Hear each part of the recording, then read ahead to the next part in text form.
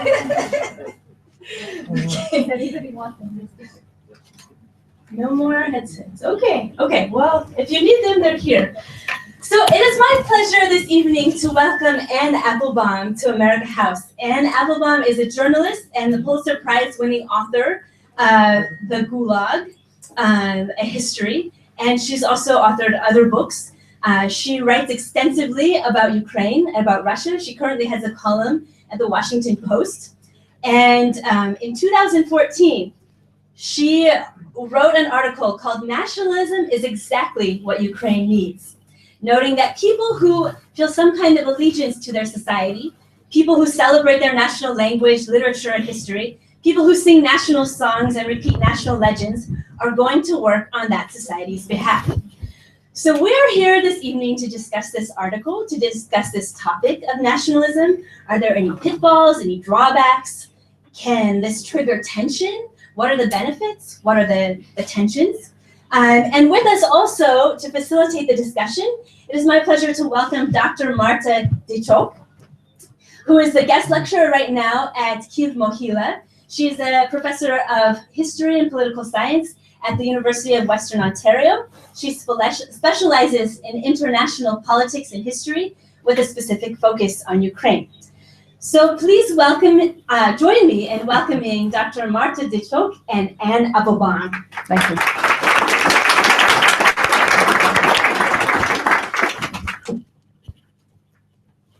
Well, Anne Applebaum's the star, so she's here to talk about her article and various other aspects of nationalism or whatever questions come from the audience. So perhaps we could start by you. Well, would you like to talk about your article? I can explain. Questions? Yes. The article was titled, "Does Nationalism is Exactly What Ukraine Needs?" Some of you may have read it. For those of you who haven't, I recommend you read it. It's short, it's good. And I think for those of us who have it, for those of you I'm who about haven't to had a explain chance, what it says. and we'll lay out the main questions, the main issues, and then we'll just have a dialogue and then open it up to the floor for the rest of you. So. Okay, so first of all, thank you very much. Thank you to America House for inviting me, and thank you to all of you who came out in the rain. I was predicting lots of no-shows because of the weather and the traffic, but I see you were all very brave and you withstood it. So thank you for doing that. As Martha said, let me explain a little bit about what I wrote and why and the moment when I wrote it.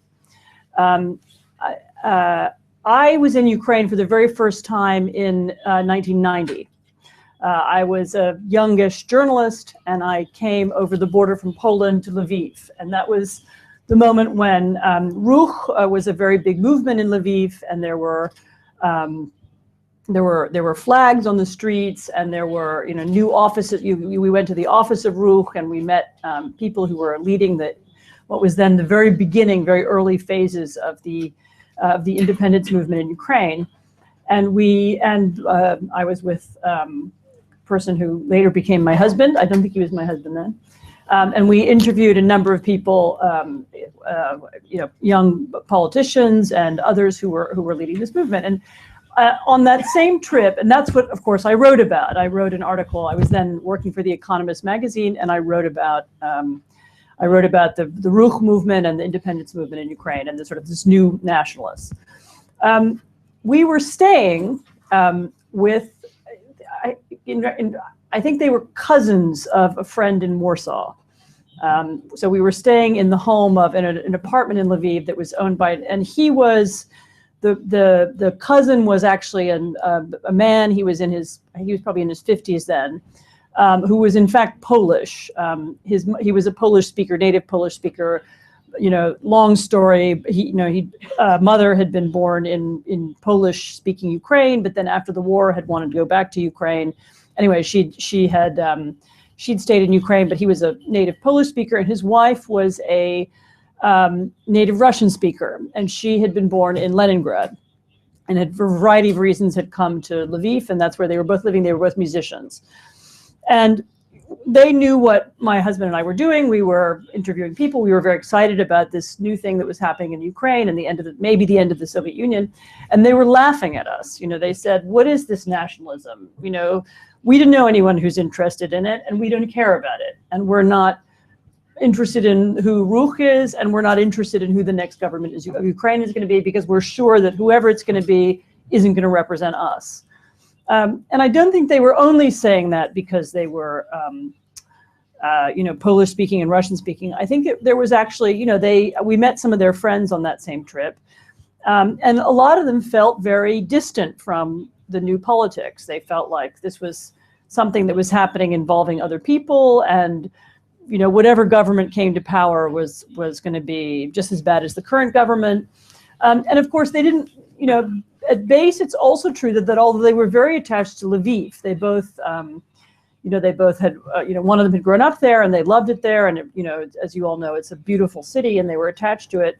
Although they were attached to Lviv, they didn't feel particularly Ukrainian. They felt Soviet. That's what they were. They were citizens of the Soviet Union, and they had thought of themselves that way. I mean, neither one of them was pro-Soviet. Neither one of them was a communist. Both of them have felt deeply skeptical about Soviet history for different reasons. Eventually, both of them eventually they moved out of the country, but they were skeptical of the Soviet Union, but they were also skeptical of what was going to be Ukraine. Is it possible to turn the sound off so that I'm not hearing it the whole time? The translation? I don't think so. Is it? It goes from the headsets in here. Oh, so if you have the headsets on, can you put them on and not have them hanging off? Because then I can hear it. I don't know that. У когось дуже гучно грає headset, його чути назовні. Будь ласка, зробіть трошечки. Either put it on or turn it off, because I can hear the noise. I think it's. No, it's not. I think Okay, that's never just mind. the way it works. Sorry, I've had that annoyance as well. Okay, because I'm Tune it out. distracted by what I'm saying by hearing myself translated. But Yeah, no, it's just, you can't tune it out. no, I can hear some of the words. So it's anyway, never mind. So anyway, the point I was making is that what was clear to me, what I didn't see in 1990, and what I now understand 20 years later, is that many of the people who were in Lviv and who were in Ukraine at the time felt very much like this couple, and very much not like the Ruch activists on the street, and probably the majority felt like this couple. And they were skeptical of the new Ukraine. They didn't feel particularly Ukrainian. They felt Soviet. Both of them spoke Ukrainian, actually, so it wasn't about language. Even though they were native speakers of other languages, they'd come to speak. They lived in Lviv and they spoke Ukrainian, but they didn't feel any attachment to the country, and they didn't feel part of it. And I think that lack of a sense of attachment, and there's a difficulty with words here, because the word nationalism, can mean different things to different people in different cultures and different contexts. You can use nationalism to mean patriotism. You can use it to mean something, sort of ethnic hatred. You can use it to mean fascism. People use it sometimes interchangeably. Hitler was a fascist nationalist. Or you can talk about patriotic nationalism. People who analyze this as political scientists and professionals, sometimes separate different kinds of nationalism. They talk about ethnic nationalism versus civic nationalism. There's an ethnic form where you feel attached to a particular ethnic group, and then there's a civic form where you feel attached to a state, or a political system or a set of institutions. And they make a distinction between those sets of feelings. I mean, but the point is that what Ukraine really lacked in the 1990s was that sense of attachment, that people felt attached to the country. They cared about what kind of country it was going to be. They wanted, it was about, they weren't, I don't want to generalize, because there were different kinds of people. I had dinner last night with someone who was age 13 in 1991 and was a very active independence activist at age 13. So, there are many different kinds of people, but there were quite a lot of people in Ukraine who didn't feel any particular attachment, and they were very skeptical of the new, whoever was going to come to power. And I think one of the effects of that, when I now look back over 20 years, was that the sort of the people who immediately occupied the public space in Ukraine, we're now talking about the 1990s, were sort of former communists, and in some cases, who occupied the business community were sort of criminals. I mean, it was people who were willing to be active and willing to immediately play roles quickly. And that, so one of the other stories I covered in Lviv at that time And I've recently been back there and I tried to find out what happened. It was very interesting.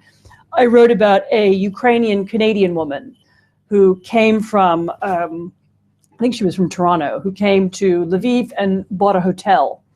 It was called the Grand Hotel, and she tried to, you'd probably know her. You know who I'm talking about? I know the story. You know the story. Okay, so she bought a hotel and she tried to, and she was a very patriotic, emigre, and she wanted to create something really beautiful in Ukraine, and she bought this hotel, very old hotel, and she did it up.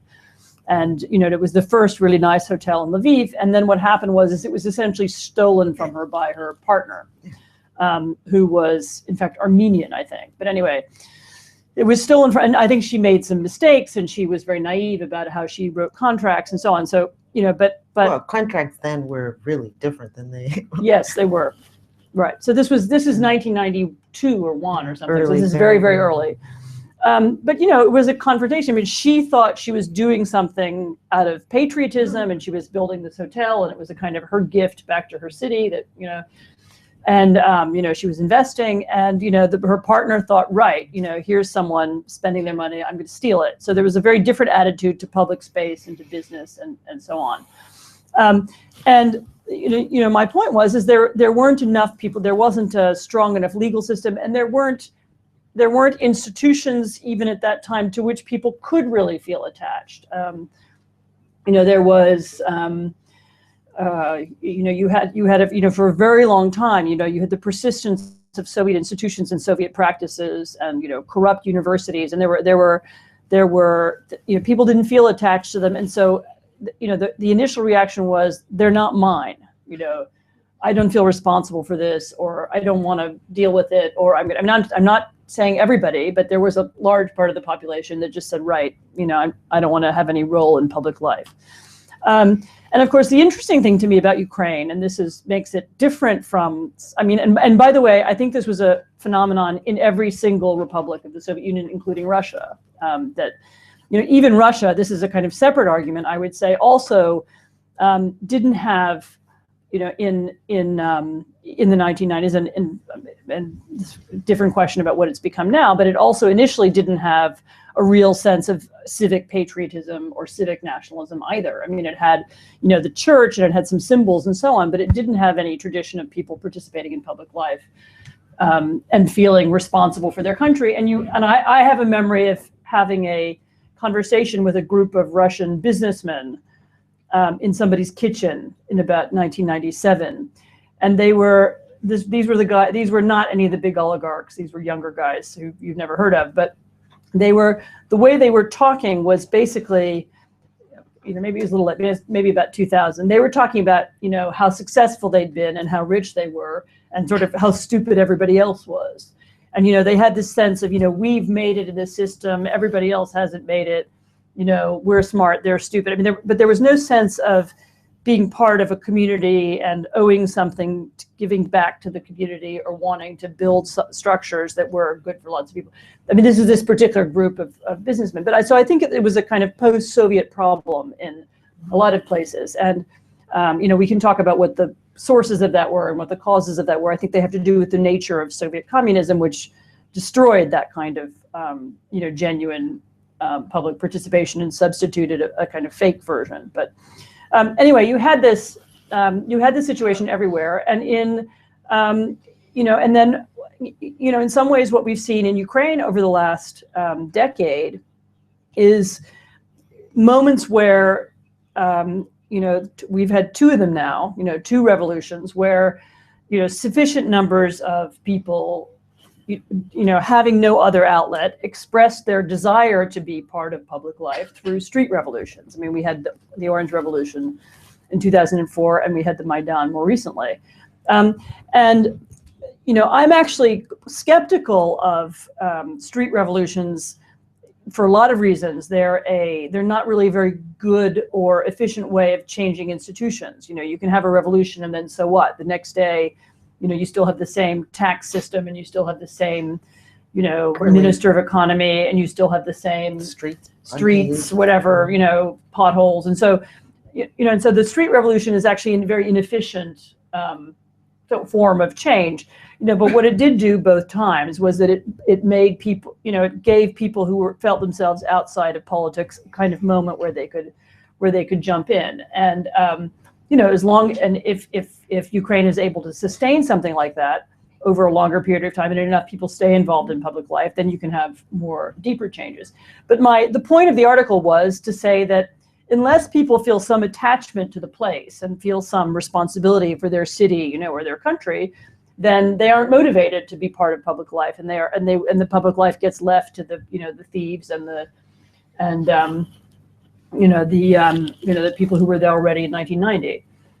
Now, I should say that was the argument, and I thought it was actually a fairly straightforward argument. It was run in the New Republic magazine with a photograph of a guy from Pravi sector.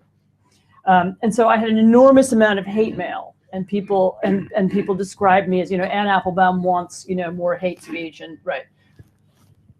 No, that's an okay photograph. I think there was a worse photograph than that. Anyway, I didn't see that. Maybe it's lower down. Maybe it's lower down. Anyway, I had a huge reaction against the article. That this was Anne Applebaum is advocating nationalist hatred and ethnic hatred in Ukraine, and she's anti-Russian, or maybe she's anti-Semitic, and and so on and so on. And I think quite I had a polemic with some of them, and I tried to explain myself. But I realized that the deeper problem that by writing it I had touched on is this difficulty with the word and with the concept. That's exactly. That it has, it has shades of meaning, and we treat it like it's one thing. That nationalism means, guys with shaved heads, waving flags and shouting slogans. But, nationalism, historically, every democracy that's, every West European democracy, every democracy in existence, it was the result of a nationalist movement or a patriotic or a liberal nationalist revolution. You can't really have democracy unless you have some kind of nationalism first. And so that's the case in France, and that's the case in Britain, and that's the case in even in Germany. And it's certainly the case in the United States, where democracy was the result of what was essentially a nationalist revolution, although we don't call it that. We call it the Revolution of Independence.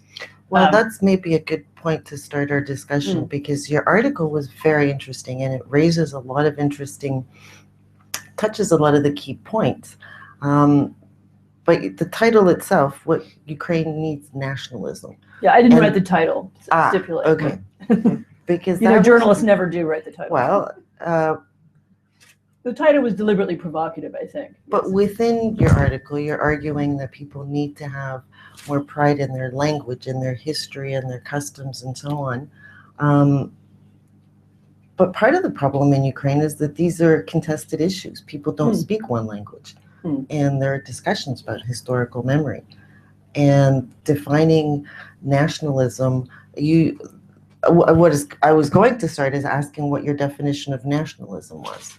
Because in many ways, what you're talking about here is identity and not necessarily nationalism. And the term nationalism, because it's so politically loaded, that's why you got all the blowback from the article. So is it national identity or nationalism that you're I think really probably the word I about? wanted to use was patriotism rather than nationalism. But patriotism is even vaguer term. And what I wanted to suggest wasn't just about national identity. It was about attachment to your country and its institutions. And I mean, I think Ukraine, particularly in the last year, Ukraine has a number of things that it can be proud of. And one of them, for example, is the way in which it has two national languages.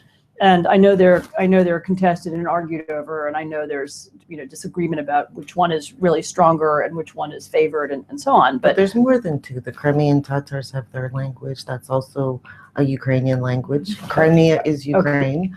Okay. So it's more complicated. Okay.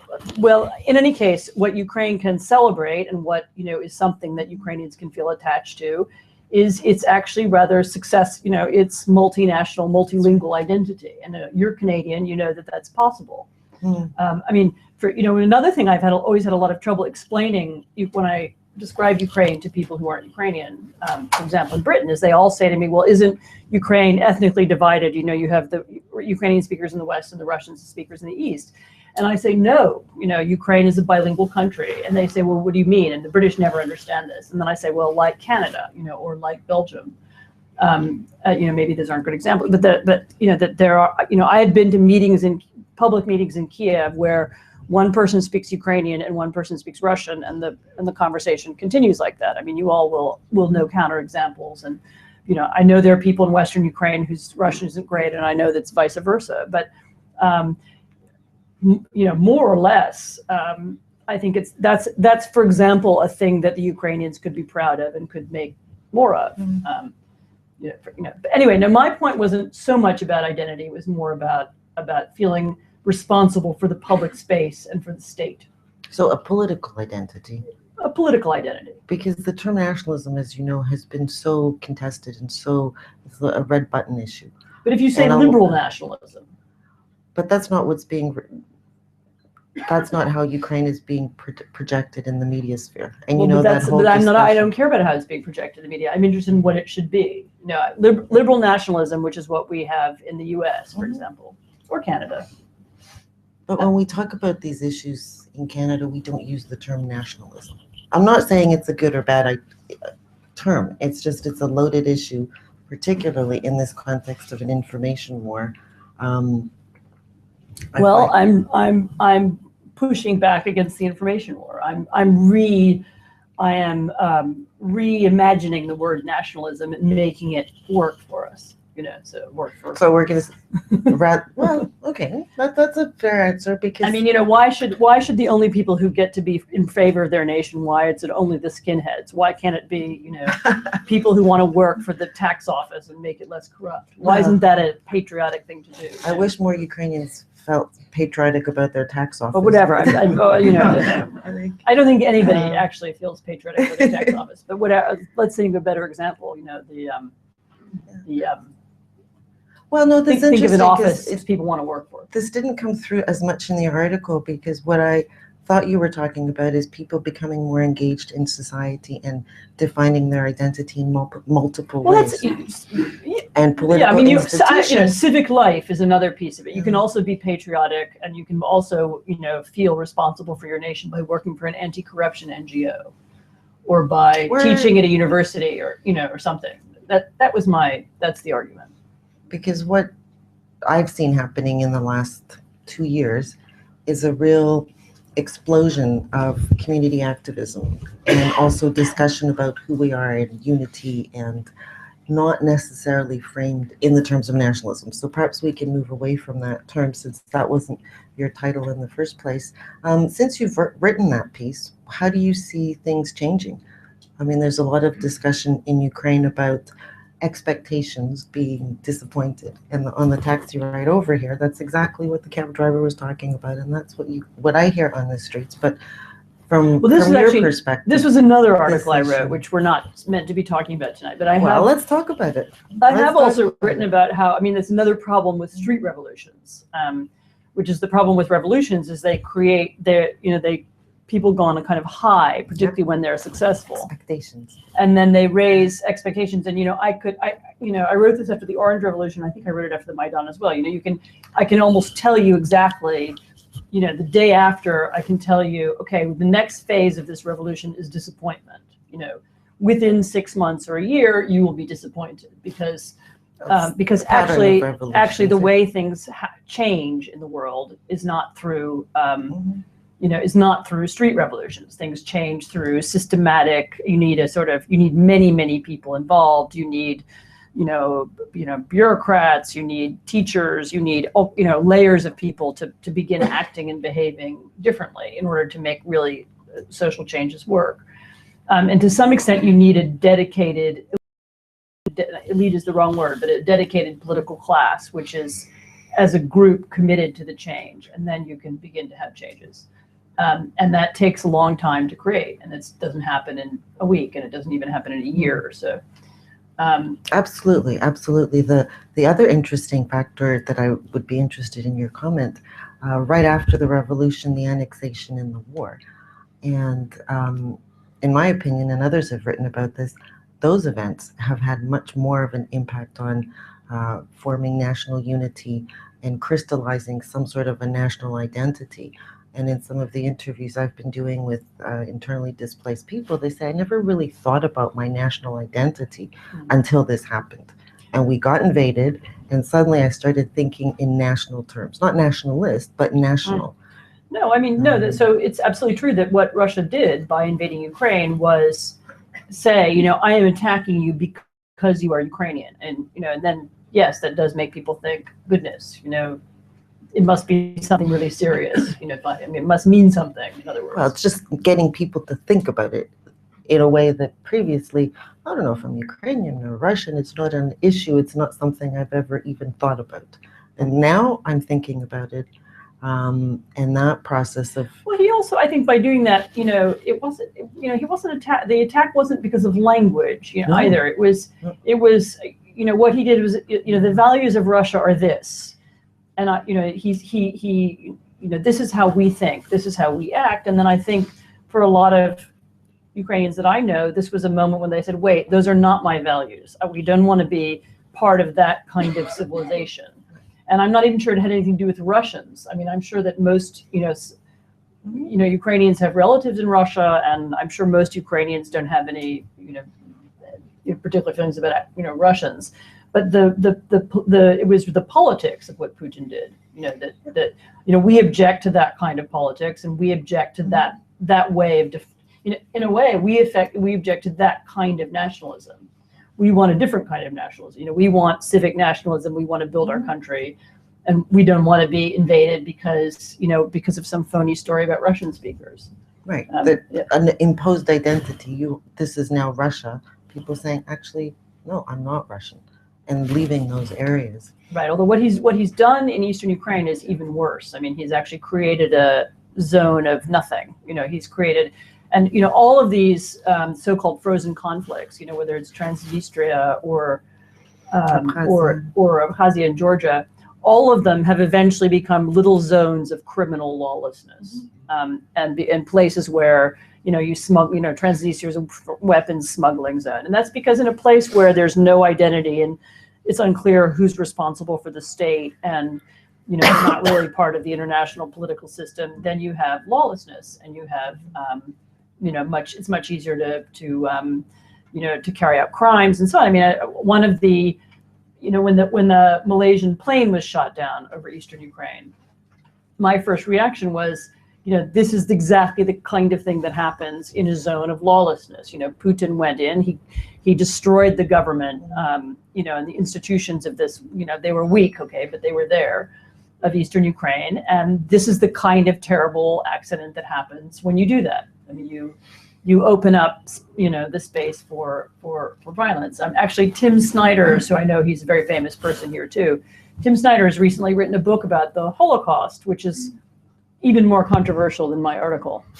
And it makes a lot of interesting and different arguments. Controversy can be good. Sorry, one of the interesting arguments that it makes is about the nature of, it's about why more Jews died in some places than in others. And he makes an argument that it's to do with the breakdown of the state, that in countries where the state, some aspects of the state remained, where there was a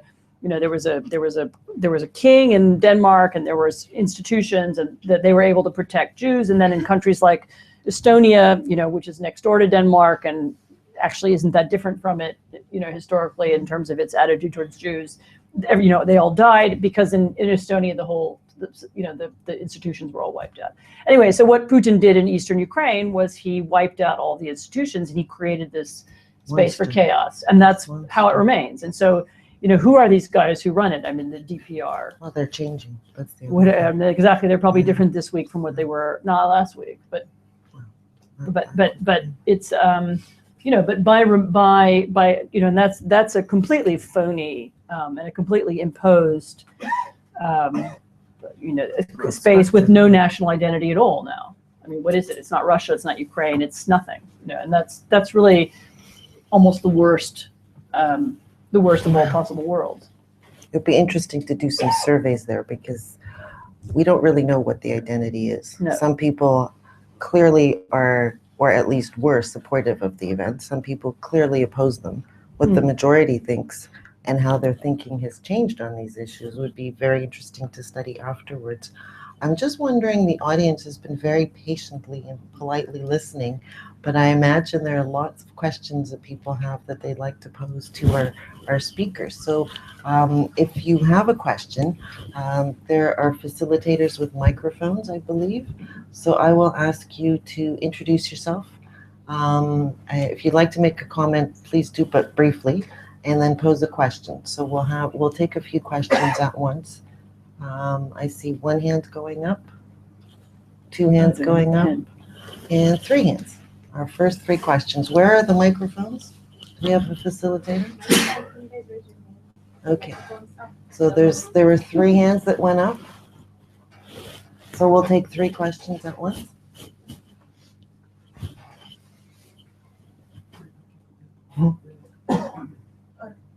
Hello. Hello, my name is Yulia Mandel. I'm a journalist. And so what I wanted to ask, just a month ago, I've got an article from one American who wondered what I thought about this article. And that was an article from Harper's for 9 pages, huge article about Ukraine. And actually on the second page, I was really disappointed, and that was about nationalism also. So the article is like perfect because the journalist went for 5 weeks to Ukraine. She's an awarded journalist. She was contributing to the most known outlets. She was really great. But the article is something about Ukraine is very nationalistic. Ukraine is very anti-Semitic. There were very strange, I think, examples. Like, for example, she went to very known restaurants in Lviv, where there is nationalism, and she was really judging from subjective point of view. And so what I wanted to know, how do you think Ukraine is represented in the world? And are there such articles that really can disappoint Ukraine, the society, international society about Ukraine? And for example, people who were there, they're from Minnesota, they really didn't hear anything about Ukraine. And they read such articles and then they show and say, wow, this is really pessimistic. So they think that Ukraine has lost, So what do you think about such thing and the representation, okay? Quick question, what was the date of that article? Was it recent or was it? 2015, so maybe recent, okay, July, thank you. something like that. And the next question, please. Should I use the microphone or just ask a question? Please So do. my question is very brief. It's just, so I wonder what comes first, nationalism and then well-functioning. What comes first, nationalism and then well-functioning institutions, or is it well-functioning institutions that foster patriotism and nationalism and a sense of belonging? Thank you. And the third question, please remember to introduce yourself. Yes, hi, I'm Irene Khalupa. I have a question about language. In the 19th century, Gogol, who was an ethnic Ukrainian, wrote in Russian. He's been counted as a Russian writer. We have several people who write in Russian in Ukraine now. Vikov is one. Alexeyevich just won the Nobel. Mm-hmm. She's a Belarusian who writes in Russian. Do you see a time when perhaps Russian may be what English is today, a language of many different countries, but where people are no longer identified as being sort of the nationals of that language, but this particular language is simply their working language? Thank you. I can answer that one first. That was exactly my response to the Alexeyevich Nobel Prize, which is, my first response was, isn't it great that a journalist won? Because that gives us all hope, right? But seriously, I in fact assume that at some level that was, to the extent that one can understand the Nobel Prize Committee, which has its very weird, one never really knows what they're thinking. But, in a way that was a prize for, the international use of Russian. And, in a way, that's what you just said, that Russian should be like English or like German, which is a language used by several countries. The Swiss speak German, the Germans speak German, the Austrians speak German. And they're, different versions of it, and they each have their own national culture, but they all feel part of the German linguistic culture. You can look at Swahili, which has that role in Africa. There are a lot of languages that belong to more than one state. And Russian absolutely should be like that. And, in fact, I think one of the lessons of Putin, one of Putin's failures in Ukraine was, I assume that, he believes his own propaganda. And I think that he thought that what happened, he really thought that when he invaded Eastern Ukraine, that everybody there who speaks Russian is Russian, because that's how he understood that was the simplistic way he understood the country. And he was surprised to discover that not everybody who speaks Russian is Russian, or identifies with his vision of Russia, certainly. Or all ethnic Russians. Or all ethnic, whatever the word ethnic Russian means, actually. Self-identification. Self-identification. So, I'm not sure there's an ethnic difference between Russians and Ukrainians in any. Anyway, let's leave that problem. Let's leave that problem. But the answer is yes. I think there could be. I think the Alexeyevich Ward. You mentioned the Ukrainian writers you mentioned, or absolutely could be part of that. There are Kazakhs who speak Russian. There are Turkmens who speak Russian. There are there are Balts who speak Russian. There are all kinds of people who speak Russian who, could certainly feel part of a Russian linguistic cultural world while belonging to their countries. And it works with English, it works with German, it works with French, it works with other languages, so why not? So anyway, I agree. The question about the article, this is something you just have to live with, which is that some people get your country and some people don't. And some people will come here and they will go to the nationalist bars and write about nationalism, and some people will go to funky alternative the cool, places funky and alternative cafe and write that Ukraine is a country for hipsters. Mm-hmm. And by the way, I've read that article already as well. Cool. So I think the important, I wouldn't be overly sensitive about it. Basically, in a long-term view, over the last 2 years, the writing and the coverage of Ukraine has improved dramatically. I mean, I think everybody who reads the paper, from being, when the Ukrainian Revolution first happened, I was several times on the BBC where people asked me, is it a real country? And they've stopped doing that now. And that's kind of, it's an advance, so I think the coverage has improved a lot. I think you've had some very good journalists here, which is lucky. I mean, there have been some very good correspondents, and there's been good writing from here. And, there are a lot of sort of intellectuals and other people who've come here and written well about it. So, I mean, I think you just have to live with it. I mean, the Poles for years had to live with this thing of people would come to Poland and they would want to write, 3 articles. So they would write one about politics, one about economics. Let's see, we need a third article. What are we going to write about? I know, anti-Semitism, And so there would always be, there would be these periodic, and they would be the same article about how some people are philo-Semitic. Anyway, it was just a kind of cliche that everybody had to do. And this will now be a subject that people always want to know the answer to in Ukraine, partly because of the way it was covered. In the very beginning. And one of the inspirations from my article was exactly this stereotype. Oh, Ukrainians are so nationalist. I was like, no, they're not. They're insufficiently nationalist. They're insufficiently patriotic. That's the problem. Not that they're, you have Svoboda and 17 other people, but most of them aren't.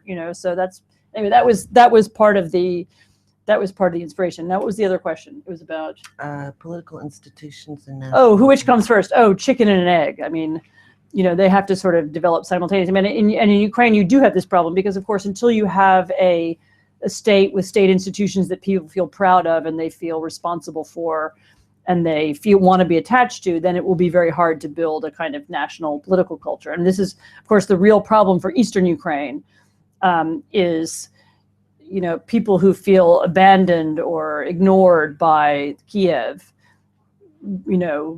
What attaches them to the country, and that's a big challenge for this government and for the next several governments is going to be working on creating not just a national narrative but a sort of a set of policies that bring Ukrainians together, and that's, I think, still lacking a little bit, a lot maybe. But anyway, I think if they get rid of corruption, they'll move further ahead in Right, the that's going to whole take a thing. long time, But though. that's so. one of those 100-year So projects. what you really need is a soccer team, a football team that wins a World Cup, and then you'll be fine. You need something to unite the nation around. Every time Poland recently, a year or so ago, very unexpectedly beat Germany at football, and it was like this national celebration never happened before, and suddenly everybody, so you need something like that. I see one hand going up, a second hand. Is there another person? 3. Can you pass the microphone, please? Gentleman at the back, gentleman at the front, and gentleman in the front. Thank you very much. I'm from Estonia, and I never thought about my country of being particularly close to Denmark. But, well, yeah, looking from here, maybe it is indeed. So my question is really very simple. Would you now really agree to substitute nationalism with patriotism in your article and in its understanding, or not? Because I really, even for example, if you mentioned liberal Western type of nationalism, then I have a sense that even this type of nationalism is kind of like becoming a millionaire, where you first have to still steal the first million in a way. Like French nationalism, there's so many books written about how it, while it was created, was overwriting local narratives and how it is a lot of symbolic violence to its regions. Mm-hmm. The same, of course, about American nationalism, which discovered native Indians, Americans only, almost 200 years later, right? And so on, so on. So that's the question. Thank you. Can we have a microphone over here, please? And just, if you could tell us what your name is and where you're from. Hill Academy, School of Journalism. My question is also very simple. Mrs. Anne, can you please say if actually can nationalism, or in the sense of identity, help Ukraine to counter Russian propaganda? Thank you. That's And easy. No. Third Yes. question. Third question? No, the gentleman in front of you. I can do without the microphone. Okay. It's for the interpreter. You mentioned Canada Hmm. as a multinational community, right? A good example. So what would happen to Canada if they tried to just say get rid of or squeeze one of the languages, just say English or French, out of official life? I think Maidan, yes, something like that. Don't you think? This is a question for you. My question is simple. Don't you think that if they had given the Russian language the legal status all those years ago, none of this would have happened? Well, this is an interesting question, and you're not the first person to raise it.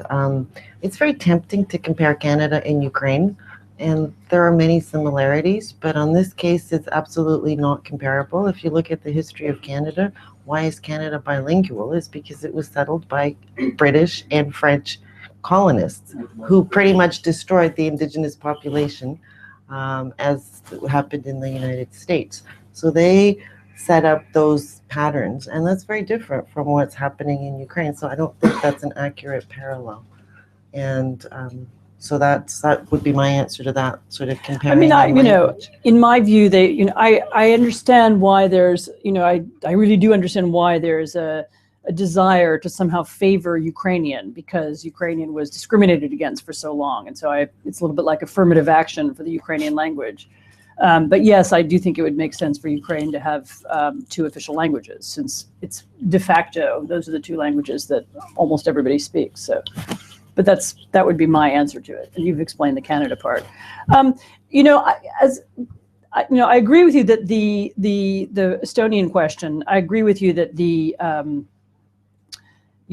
road to the present, the road, the Estonia doesn't want to follow the path of the United States and destroy its native inhabitants in order to become a great country. And no, you don't want to follow the steps that, Napoleon took in order to create France. There have to be new and modern and different ways of achieving the same thing. And I think there are, and actually Estonia is I think, quite good at it. Estonia is building a sort of national identity around the around its talent for cyberspace and the internet, which is that's kind of cool. trying to kind of specialize and creating virtual citizens and so on. So they have a number of very original ideas about how to make a bigger mark on the world, particularly as a very small country, by multiplying their, so no, I think there are other paths to it. But as I said, the reason I was using the word nationalism, I'll repeat again, was in order to sort of recover it from people who were, saying Ukraine was too nationalist. So, but if you prefer the word patriotism, then I'm fine with that. So I kind I'm of not like the reclaiming the word. It's we've seen this in other contexts of reclaiming certain words and I want to take it back as a ownership good of word, which it was once upon a time. So, but no, that doesn't mean you need to follow the path of Napoleon. And there was a question here about is nationalism a tool of the best tool that you can have to fight propaganda is knowledge and understanding of how propaganda works. I'm not sure that national identity is necessary. I mean, I suppose it can motivate you to want to do that, which is nice. But I've actually, yesterday afternoon, I don't know if they're still in the room, but I had a conversation with IREX, one of the groups that runs events out of here. And they are, and a lot of the conversation was about media literacy and how it should be taught and how you should think about it. I mean, essentially, I think that there needs to be eventually a kind of toolkit that educated people have, to learn how to recognize or question or understand what's being told to them, what's true and what's not. And I'm hoping eventually there will be, what we've had in the last, particularly, this extraordinary Russian disinformation campaign of the last year, I think has woken a lot of people up to the new methods and ways in which, particularly on the internet, you can now manipulate truth. And I'm hoping I'm not sure that a government response is right, but I'm hoping there will eventually be, and they're beginning, Stop Fake, which is a Ukrainian organization, is one of the real pioneers in this, but that there will begin to be institutions and websites and places where you can check facts that will help ordinary people separate information from disinformation. But I'm not sure nationalism is as important in that as just education. So I think part of your question was about using nationalism as a way of constructing negative images. But if you look at the propaganda, it was extreme nationalism and fascism. It wasn't nationalism in the kind of neutral sense. It was part of a sort of a specter of ways of attacking and discrediting. But so it was more than nationalism. It was about creating an alternate worldview. It was something even more Hollywood. Discussion, even in academic circles, you remember extreme nationalism, extreme right on the rise in Ukraine. And nationalism was part of that, which, as we later saw, was a complete fiction. So I don't know if that's where your question was headed, but I did see elements of that. But that's completely finished. That hasn't happened for the past year or so. I saw one more question. This big is in Ukraine, so please introduce yourself. It's nice to see you. This is a colleague from Toronto who's. Nice to see you. I'm speaking in Voinovsky. I'm a historian and I work in Kazakhstan now. That's right. So welcome to Kyiv. Thanks. I was struck when we were talking about the difficulties of defining nationalism, that the Soviet Union itself was in many ways a nationalist state. It mobilized national identities for political purposes. Those identities were kind of filtered through strange prisms of Russo-Ukrainian friendship. But it was also a very nasty version of nationalism that defined enemies and ethnic Turks, Crimean Tatars, all these groups that didn't have their own ethnically designated republics, were kind of deemed inherently less loyal a lot of the time. I guess it's more of a comment than a question, but if I was to ask a question, it would be why do you think when people demonize nationalism in Ukraine, they talk about Ukrainian nationalism, whereas it seems to me that a lot of the kind of Soviet nostalgia that is fueled in Crimea or in East Ukraine is actually very nationalist and perhaps more nasty, and it represents a more nasty version of nationalism than Ukrainian nationalism. Thank you. Questions on this side. Please. Where's the pen? Say again? Yeah. Well, actually, do you want to just answer that because that was Long question. yeah. Yes, let me answer we'll that. Forget that. So let's do that one and then we'll. So there's a kind of very long answer to that, which I won't give, which is that, the Soviet Union was one of the, and Stalin in particular, actually, was one of the greatest exploiters of national sympathies and identities, of all time. Although he did inherit some of that from Tsarist Russia. So, Stalin never invaded any country. He only ever came to the aid of an oppressed national minority. He never invaded Poland. He came to the aid of the oppressed Ukrainians who were in eastern Poland. So, he was an expert at doing this, and is not by accident was he commissar of nationalities in the right after the revolution. And to the extent I'd forgotten until recently, I was reminded that what's now Transnistria was until the war part of Ukraine, and it was called the Autonomous Republic of Moldova, and then it was expanded after the war when they captured more of Moldova. So, in other words, it is a little region that has a separate history, and it was the sort of proto-Moldova before they expanded to the rest of Moldova. So there was a long-term plan to have a bigger Moldova. Anyway, so that kind of thinking has been was very much part of the Soviet system, and that's why also in this part of the world, you have a lot of people. That's one of the sources of confusion about who are we. I did a trip through the Soviet Union in the early '90s. And was very struck, particularly in Belarus, how many people I met who said, well, if Soviet Union's breaking up, I have no idea what I am. Belarus, Ukrainian, believe me, was a much, I've described the weaknesses of it, but it was still much stronger than at that time what there was in Belarus. And people didn't speak the language, and they didn't know what it was, and they weren't sure and so they felt very abandoned. So, but I think the thing that you probably see that you're objecting to isn't so much nationalism as imperialism, if we can have another word. I mean, what we see a lot of now, what we're seeing unfold in Russia is really a nostalgia for empire, and is nostalgia for Russian control of other countries, and then and Putin had an expectation that Ukrainians would want that control, and was surprised to discover they didn't, and is now sort of projecting that in another direction, but. It's and there's for example, I think there's a reason why, because Putin is very, has repoliticized history in Russia. They sort of lost that in the 1990s. The politicization of history. He brought it back, but it's very interesting. He doesn't talk about the 1930s ever. And they don't really deny that Stalinism was bad and the Gulag happened and so on. They don't. The period that they're very interested in is 1945, and all of these huge celebrations of the war and the end of the war and that sort of moment of triumph.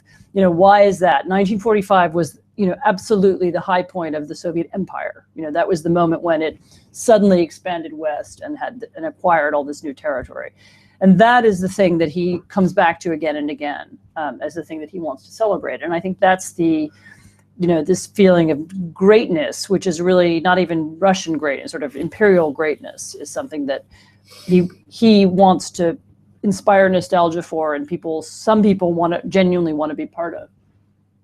Yeah, well, that's the peak of when they start expanding globally. Right. So they get Eastern Europe. Right, and remember they wanted to expand globally long before that. But that was the ideology, was expansionism. Nostalgia for imperial control is... Yeah, and look, they're not the first country to have that. I mean, nostalgia for empire is a common phenomenon. Thankfully, Britain never really actually did anything about it. No, Britain just gave up at a certain point. But, the French, went on for a long time. Hungarians, nostalgia for empire. We're talking about Ukraine, but Hungary is an interesting topic for another subject. There were 3 hands. There's a gentleman at the back and 2 here. So we'll take these 3 questions. Please identify yourself. Microphone, please. Hello, I'm Alexander Popov, editor-in-chief, INTV web resource. Nearby Baltic question. Do you think it would be useful for Ukraine to use Latvian model language exams. Latvian. To obtain citizenship, Latvian. state position in a state body, and so on. Thank you. No, but anyway, I'll explain that more. Let's have another couple questions. There were two other questions at the back there. My name is Katerina Shankov, and I have a question with regard to Ukraine's identity in relations with Russia. This aggression by Russia has consolidated Ukraine's sense of unity as opposed to the external threat, and to some extent has consolidated Ukraine's nationalism in terms of its being non-Russia, in terms of its difference to Russia.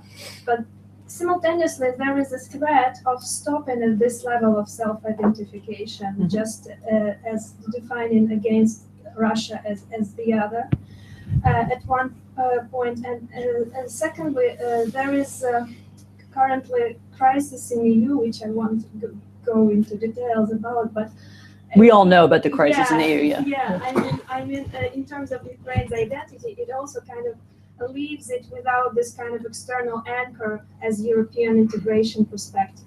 So from your point of view, what could be this kind of additional anchor for Ukraine's affirmative identity, not just negative one? Thank you. Thank you. And one more question. Sorry. Hello, my name is Victoria. I'm a journalist.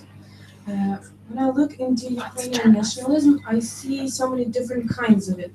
And I see almost every group that identifies itself presenting new kind of nationalism, or maybe even patriotism. I'm talking about patriotism.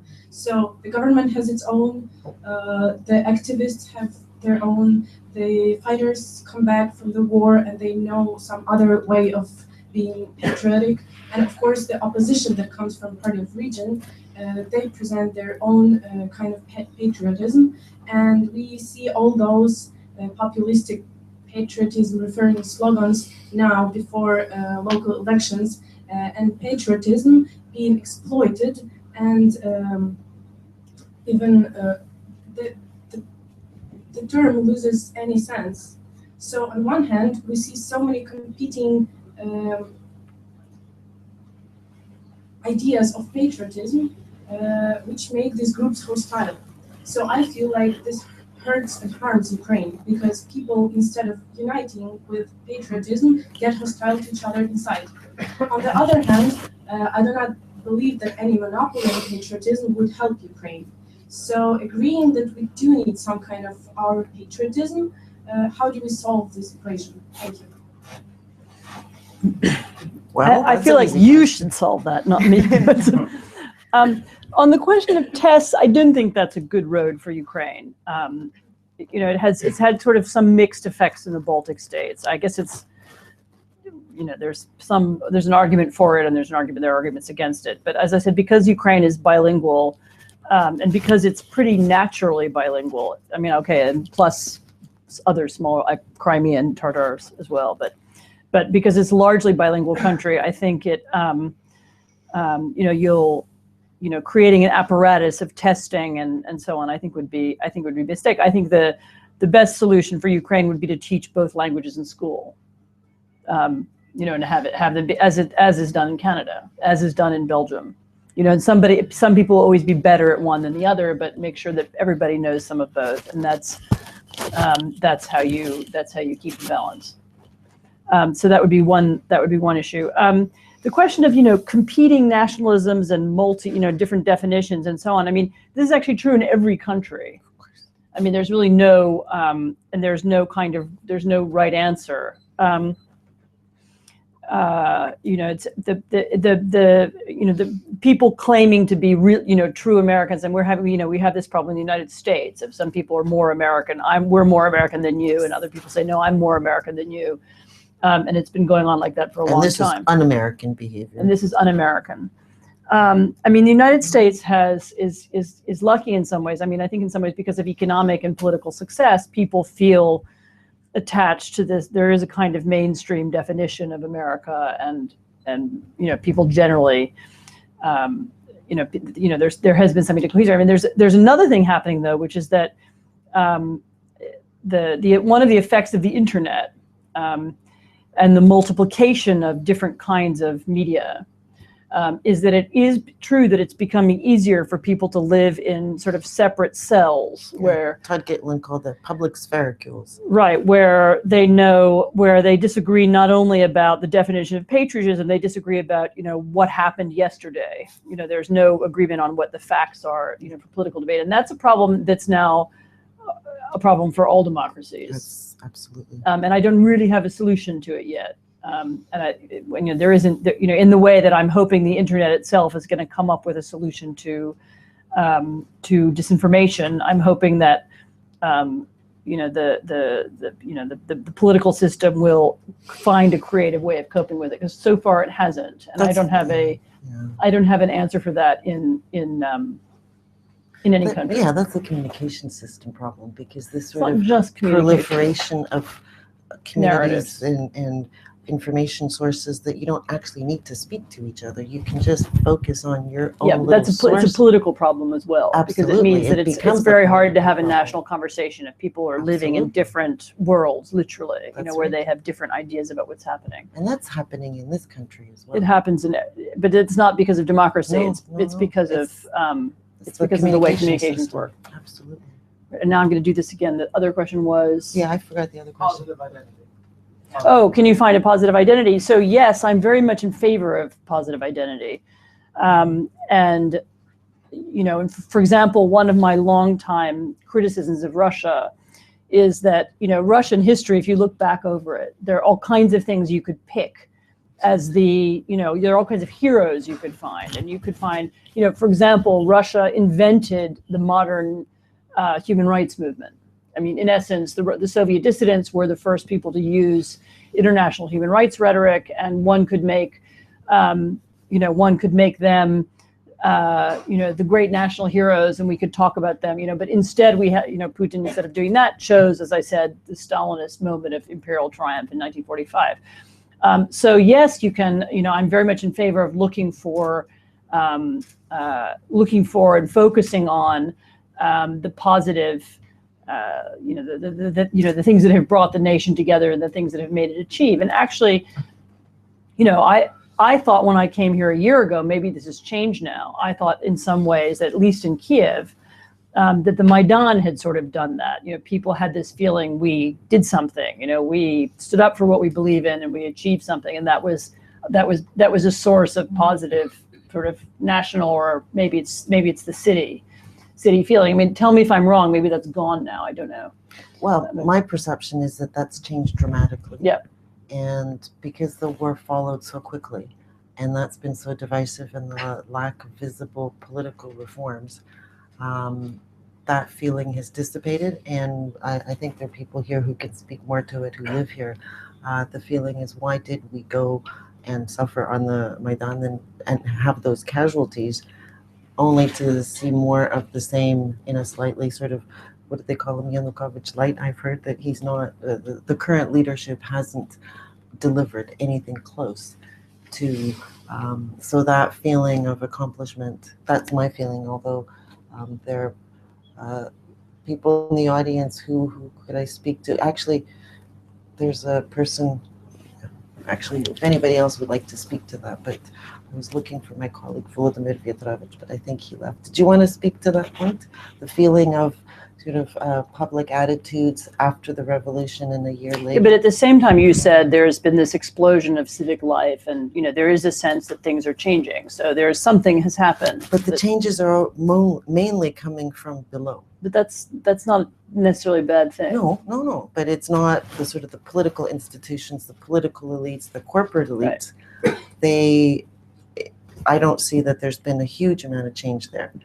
But the big change is, of course, no censorship. There's none of that intense pressure. Mm-hmm. So civic society groups have become much more active in various spheres. But that's, as someone who's just here. Well, then it's them who will be creating the positive national identity. It's whoever is active will do it. Musicians and artists and cyclists and people who are interested in recycling and planting trees and all sorts of things like that, and initiatives for historical memory. that are coming. I mean, I don't know if you want to speak to that or not. I just know that Volodymyr has lots of interesting things to say. Are there any other questions or comments? I see 3 hands going up. Very quick order. 1, 2, 3. If you could again just identify yourself. My name is Shkolny again. I'm from a Center for Policy and Legal Reforms, NGO. My question is next. Are you skeptical about Ukraine's European integration, and what do you think? What's the influence of far-right parties on this process? Does the EU afraid of our right sectors, Svoboda, etc., or are they dangerous for this or not? Thank you. Okay, that makes me realize I didn't answer the other part of the question about positive identity and can the EU provide it, and if not, what? And the answer actually is no. The EU can't provide it, and the EU doesn't provide anybody with a positive national identity. I mean, the EU is a forum for sharing things and for sharing sovereignty in order to achieve better trade relations or something. I mean, it's not a source of that, and I wouldn't think of that. I mean, it is if you're talking about thinking positively about Ukraine and what Ukraine is and why it's different from Russia or why it is what it is, you could certainly think of Ukraine identifying with European culture or with European traditions or even with sort of an admiration of some of the achievements of the EU, which is that it's prevented war on the European continent since 1945, and so you can that can be part of the nationalism. But I certainly wouldn't expect the EU to come and give you a national identity, because that will not happen. Oh, I completely agree. I think the comment was that the EU's lacking as an anchor because it has so many of its own problems. Right. So that's why absolutely you don't want to, you want to have, you're going to develop the way you develop, and it's actually, I wouldn't expect the EU to solve it. I mean, the question about whether the EU is going to be put off by Svoboda and right sector, I don't think so. EU's.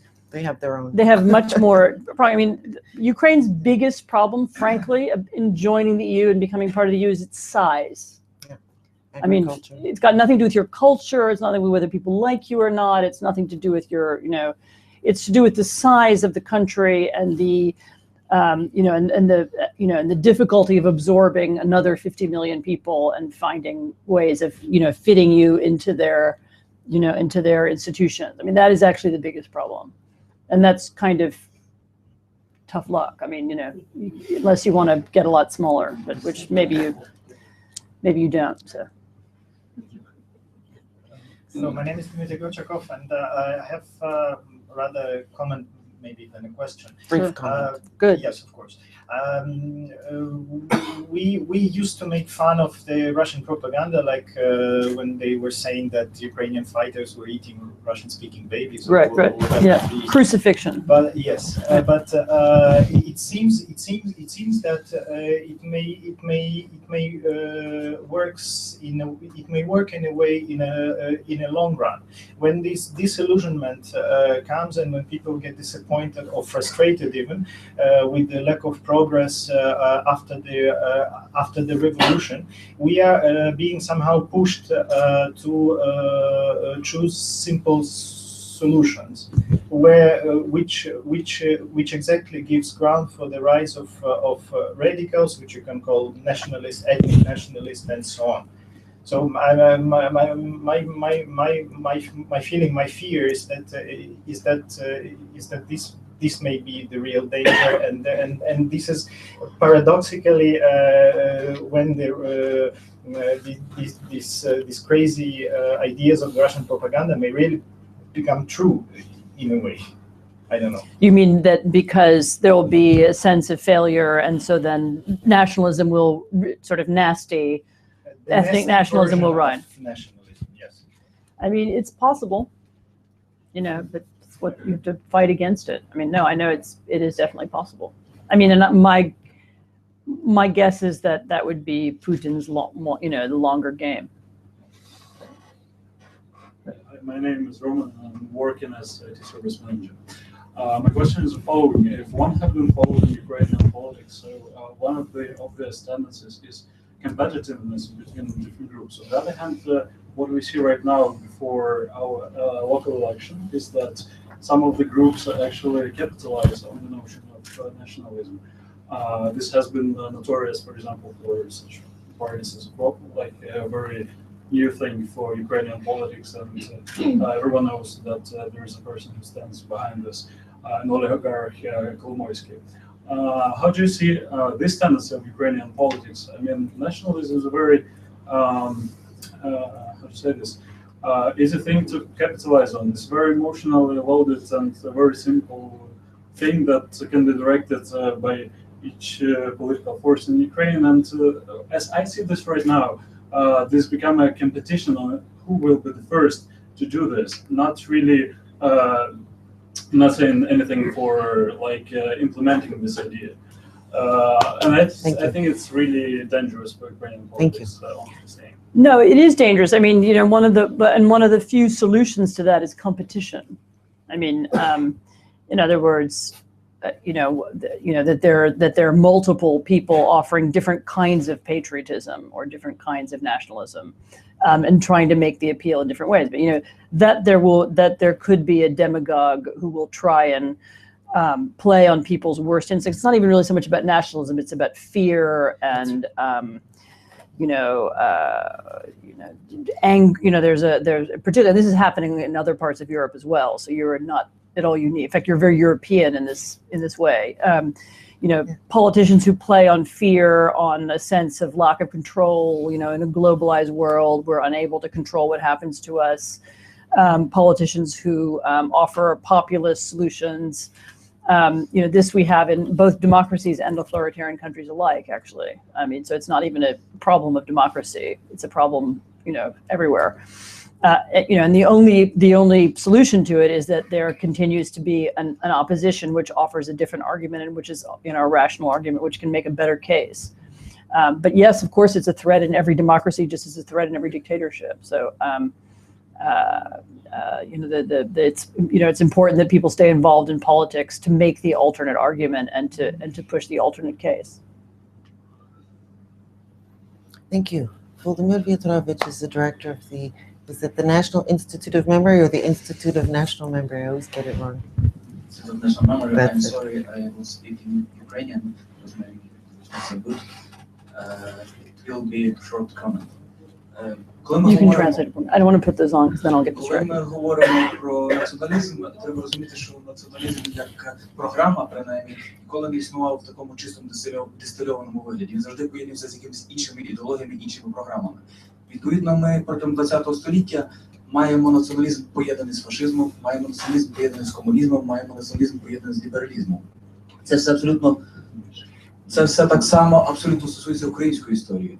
Ми мали український націоналізм, який був дуже схожий на... Я перепрошую, я маю перекладати. Please translate, перекладати. If I could summarize and correct me if I haven't done this properly, nationalism as an ideology has never really existed as in a pure form. It's usually in combination with other ideologies, and Ukraine is... Communism, fascism, I understood that. Liberalism. Is the same in Ukraine. So the 20s and the 30s, ultra-right fascism. You had national communists, yes. В українській історії ми маємо націоналізм пов'язаний з лібералізмом, з демократією. So there's also liberal nationalism. І, власне, це останнє поєднання націоналізму і демократії, це було найбільш переможне поєднання для українського національного руху протягом другої половини ХХ століття. І, врешті, саме воно призвело до відновлення української незалежності в 91-му році. So nationalism and democracy combined was the most powerful force in the second half of the 20th century, which led to the pro-independence movement, which led to independence. Did I get it right? Okay. Yeah. I understand about 3/4 of it anyway. По суті, поєднання націоналізму і демократії, боротьби за демократію стали головними причинами двох революцій: помаранчевої революції і Євромайдану. I understood that. The liberalism plus nationalism plus democracy were the main behind the Orange Revolution and the Maidan. Відповідно, те, що ми маємо зараз, це знову таки реакція українського суспільства на російський націоналізм, агресивний, авторитарний, ксенофобський і ексклюзивний, який на відміну від українського є власне ексклюзивне і інклюзивне. So right now, what's happening in Ukraine is a reaction to Russian nationalism, which has elements of all those xenophobia, totalitarianism. Через це протистояння, яке ми маємо сьогодні, ця війна з Росією, яку маємо сьогодні, значною мірою може називатися війною ідентичності. Yeah. So today it's a war of identity. З одного боку ми маємо ідентичність російсько-радянську, на яку, власне, опирається Путін і носії якої є, зокрема, в Україні. Russian-Soviet on the one hand and Russian-Soviet, he said. So Russian-Soviet on the one hand. Російсько-радянську. З другого боку маємо нову ідентичність українську, яка формується якраз як проєвропейська і демократична, інклюзивна. So the Ukrainian one that's in the process of being created, Pro-European and democratic. Через це абсолютно з вами згоден, що російська агресія надзвичайно активізувала процес творення української політичної нації. Absolutely. He agrees that Russian aggressiveness created more of a Ukrainian nation. Has pushed it toward the. Це дуже гарно видно на таких питаннях оцінки української історії, зокрема оцінки Другої світової війни. Especially we see this around historical issues and looking at World War II. Ви абсолютно слушно сказали, що ключовим моментом російсько-радянської історії 1945 рік. Велика Побєда. I got it. Відповідно, те, що в Україні зараз відбувається переосмислення, зокрема Другої світової війни, це теж елемент становлення України як окремої політичної нації. So the discussions around reconceptualizing World War II that are happening in Ukraine, including at the Institute of History, which Tanya Pastushenko co-organized last week, this is also part of that national identity formation process. За неповних 2 роки відбулося величезне переосмислення на суспільному рівні того, чим була Друга світова війна. So there's been a huge sort of rethink on a societal level about what World War II was. І наостанок, як не дивно, війна теперішня може вважатися певним засобом примирення суспільства щодо проблем війни минулої Другої світової. So ironically, perhaps the war that's happening now is a facilitator of reconciliation of the historical memory from the Second World War. Сьогодні настільки важливо, де воювали діди, по яку лінію фронту в Другій світовій війні, важливо, що внуки воюють разом, захищаючи цю державу. So the question of who in the past, which side of the war your grandfather was on is less relevant than the fact that the grandsons.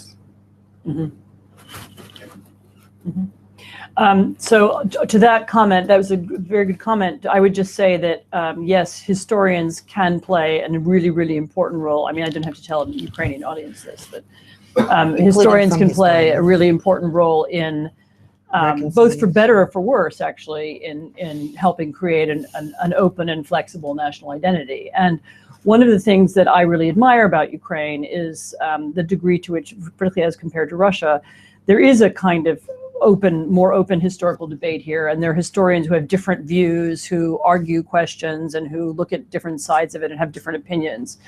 And that's a very, it's not the thing that's most important for 95% of the people, but it's very often in the background, an extremely important. People are asking, how do we get to this better kind of nation and better kind of national conversation? I mean, historians are absolutely key to this. And I would say, this is a slightly different subject. One of the things that most people don't know, I think, and another thing that has made Ukraine different from Russia in the last 2 decades is that Ukraine has been, and I know this from the Polish point of view, has been very engaged with some of its neighbors in creating joint history projects. So there has been, for example, a joint Polish-Ukrainian history project going on for 20 years now, in which there have been some joint books written and some attempts to write together, the history of some of the controversial episodes like the Volyn massacres and to tell some of the stories of the border and to this history of Lviv and some of the potentially difficult questions have been worked out and discussed and debated by Polish and Ukrainian historians since 1990. This is something that never happened between Polish and Russian historians in the same way. And I don't know, but I assume it's not quite the same with Russian and Ukrainian historians either.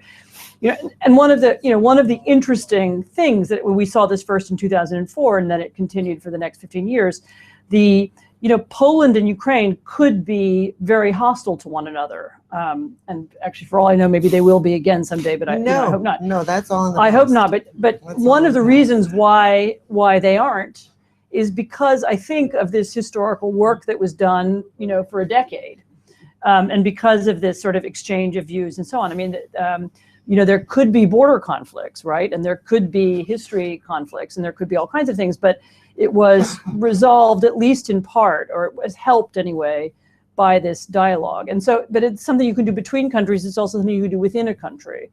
And the more, one of the solutions is more history, and the more, the more you debate your history, the more broader and deeper people's sense of it will be. And that's another element that contributes to a more an interesting and deeper understanding of what patriotism means and what identity is.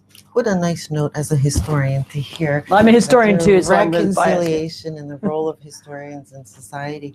I think that will bring our questions to an end. Thank you very, very much. And I think our host wanted to do the wrap-up words, so I'll turn the floor over. Thank you.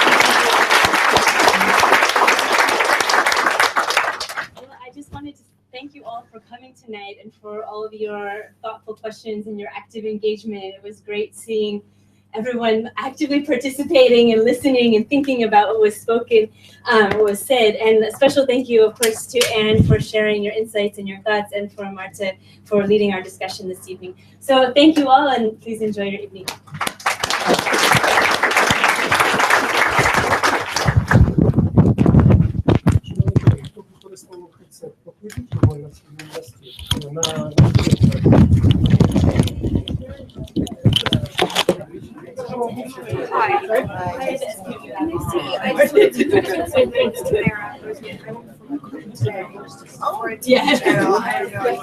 I've already been on it. Oh, you have? Absolutely. I did the special guest thing of Stop Pig. I would very much like to talk to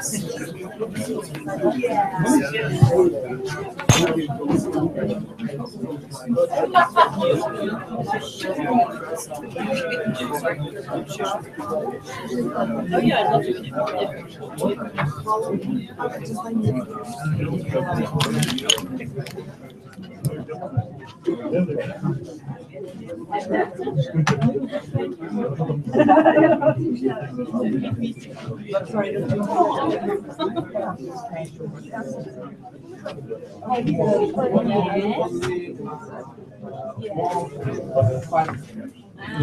I think we'll get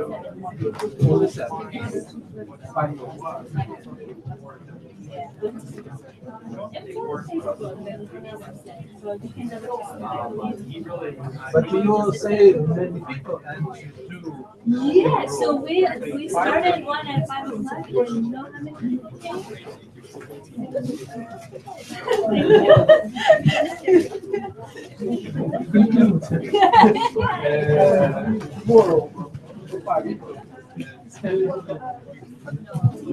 just please get together.